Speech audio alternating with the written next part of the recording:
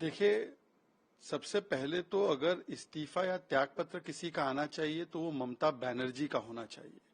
जो जवाहर सरकार जी ने पत्र लिखा है, यदि वो उस पत्र पर अमल करते हुए अपना त्यागपत्र सच में दे देते हैं तो दो तीन बातें जो हम लगातार कह रहे हैं वो स्पष्ट हो जाती है, वो विंडिकेट हो जाती है।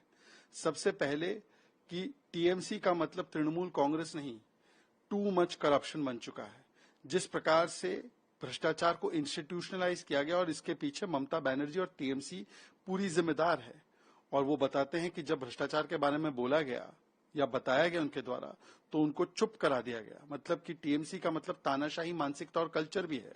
मतलब भ्रष्टाचार भी करने देना है और भ्रष्टाचार के बारे में कुछ बोलना भी नहीं है। और जिस प्रकार से आरजीकर केस में ममता बनर्जी ने जो कदम उठाए वो बेटी को न्याय दिलाओ नहीं था, बल्कि सबूत मिटाओ था, सत्य की आवाज दबाओ था, सच छिपाओ था और बलात्कारी बचाओ था। आज ये भी बात विंडिकेट हुई है। परंतु ममता बनर्जी ने क्या किया? इस आंदोलन को, इस प्रदर्शनकारियों को कभी अपमानित करना, कभी धमकी दिलवाना, कभी उन्हें चुप करवाना और संदीप घोष जैसे करप्ट लोगों के साथ खड़े हो जाना, अपराधियों को बचाना। आज सवाल ये बनता है कि आप ही के सांसद कह रहे हैं कि इस सरकार के खिलाफ टोटल नो कॉन्फिडेंस है। जो आंदोलन हुआ वो कोई प्रायोजित आंदोलन नहीं था, ये जनता का आंदोलन था, ये जनता के लोगों के बीच, ये डॉक्टर्स का आंदोलन था। परंतु टीएमसी के विधायकों ने क्या कहा? डॉक्टर्स कसाई है।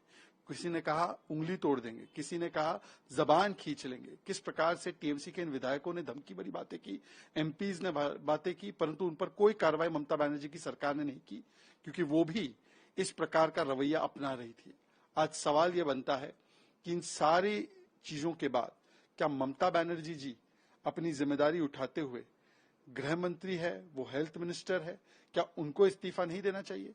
अब तो माता पिता का भी बयान सामने आ गया था कि कैसे पुलिस ने इस पूरी जांच में दखल करने के लिए उन्हें पैसे ऑफर किए थे, कैसे हॉस्पिटल अथॉरिटीज ने झूठ बोला था, कैसे सुसाइड थियरी फ्लोट की गई थी, किस प्रकार से संदीप घोष ने सबूत मिटाने के लिए वहां पर डेमोलिशन और कंस्ट्रक्शन का काम करवाया था।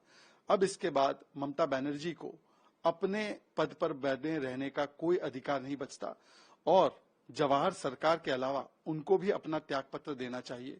पर यह दुख की बात है कि ममता बनर्जी अपना त्यागपत्र नहीं दे पा रही है।